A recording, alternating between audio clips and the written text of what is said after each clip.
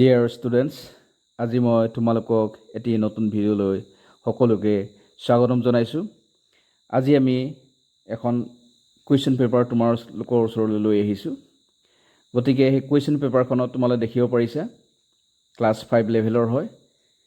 গতিকে আমি এই কুৱেশ্যন পেপাৰখনৰ আমি যেটো পাৰ্ট আজি আলোচনা কৰিম হেতু হৈছে কালেক্টিভ নাউন। গতিকে আমি পুনে কুৱেশ্যনটোলৈ আমি যাব বিচাৰিছো।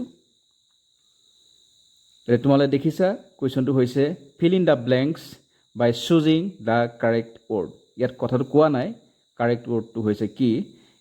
এইকেইটা হৈছে কাৰেক্ট ৱৰ্ড যিকেইটা দিয়া আছে এইকেইটা হৈছে কমন নাউন্স। প্লেয়াৰ্স, বাৰ্ডস, বুকস, এলিফেন্টস, ফ্লাৱাৰ্স এইকেইটা হৈছে কমন নাউন্স।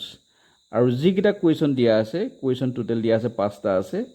এই যিকেইটা ৱৰ্ড আছে এইকেইটা হৈছে কালেক্টিভ নাউন্স বুলি কোৱা হয়। মানে এইবিলাক কি বুজাইছে ৱৰ্ডবিলাকে এখিনি কমন নাউন্সক একেলগে বুজাইছে, সেইকাৰণে এইবিলাকক কি বুলি কোৱা হয় কালেক্টিভ নাউন্স বুলি কোৱা হয়। গতিকে প্ৰথমটো আছে এ টিম অফ, তাৰ পাছত আছে এ ফক অফ, চিটো হৈছে এ বাঞ্চ অফ, ডিটো হৈছে এ বাণ্ডল অফ, ইটো হৈছে এ হাৰ্ড অফ। খুবেই এইকেইটা প্ৰয়োজনীয় কথা আমি সকলোৱে জানিব লাগে। কেতিয়াবা কিছুমানৰ ওপৰত যেতিয়া ওপৰ লেভেলত কেতিয়াবা সেন্টেন্স কেইটা লিখিবলগীয়া হয়, কেতিয়াবা এই কালেক্টিভ নাউনবিলাক ইণ্টাৰচেঞ্জ হৈ যায় বাই মিষ্টেক, কিন্তু আমি সেই কথাটো কেতিয়াও কৰিব নালাগে। সেইকাৰণে এইবিলাক কথা খুব খুঁটিনাটি মাৰি জনাৰ প্ৰয়োজন আছে। ঠিক আছে, আমি প্ৰথমটো এতিয়া আমি ডিছকাছ কৰিম। প্ৰথম যিটো আছে এ টিম অফ, এইটো হ'ব এনচাৰটো হ'ব প্লেয়াৰ্ছ। ইয়াৰ হৈছে খেলুৱৈসকলৰ এটা দল। টিমটো হৈছে কালেক্টিভ নাউন আৰু প্লেয়াৰ্ছটো হৈছে কমন নাউন। এইটো মনত ৰাখিবা। সেইকাৰণে প্লেয়াৰ্ছটো প্লুৰেলত আছে, টিমটো কিন্তু কি হৈছে ছিংগুলাৰত হৈ আছে, মানে খেলুৱৈৰ এটা দল। বিটো হৈছে এ ফক অফ ডেছ, ইয়াত হ'ব এনচাৰটো হ'ব birds. A flock of birds, ইয়াত কিন্তু ফক যিটো আছে ইয়াত এলটো উচ্চাৰণ নকৰা, ফ্লক নহয়, এলটো উচ্চাৰণ কৰা নহয়, চাইলেণ্ট থাকে। গতিকে আমি কি পঢ়োঁ এ ফক অফ বাৰ্ডছ, চৰাইৰ এটা জাক। বাৰ্ডছটো হৈছে কমন নাউন, ফকটো হৈছে কালেক্টিভ নাউন। চিটো হৈছে এ বাঞ্চ অফ ডেছ, এনচাৰটো হৈছে flowers. A bunch of flowers, ফ্লাৱাৰ্ছটো হৈছে কমন নাউন আৰু বাঞ্চটো হৈছে কালেক্টিভ নাউন। ইয়াৰ অৰ্থটো হৈছে ফুলৰ এটা থোপা। ডিটো হৈছে এ বাণ্ডল অফ ডেছ, এনচাৰটো হ'ব বুকছ। বুকছটো হৈছে কমন নাউন, বাণ্ডলটো হৈছে কালেক্টিভ নাউন।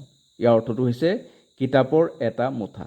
আৰু বাণ্ডলটো ক'ত ব্যৱহাৰ কৰা হয় সেইটো তোমালোকে মন কৰিবা। বাণ্ডল অফ ষ্টিক্স, এইটো তোমালোকে পাইছা কেতিয়াবা ষ্টৰী বুকত। বাণ্ডল অফ ষ্টিক্স, ষ্টিক্স যদি হয় বা লাঠি যদি হয় তেনেকুৱা হ'লেও আমি বাণ্ডল কালেক্টিভ নাউনটো ব্যৱহাৰ কৰোঁ।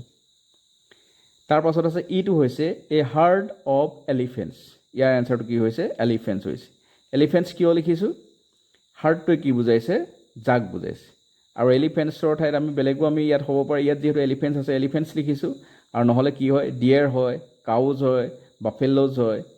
এই তৃণভোজী জন্তুবিলাকৰ যিটো জাক হয় সেইটোক হাৰ্ড লিখা হয়। কিন্তু আমি কুকুৰ হ'লে বেলেগ লিখোঁ, লায়ন হ'লে আমি বেলেগ লিখোঁ, টাইগাৰ হ'লে আমি বেলেগ লিখোঁ।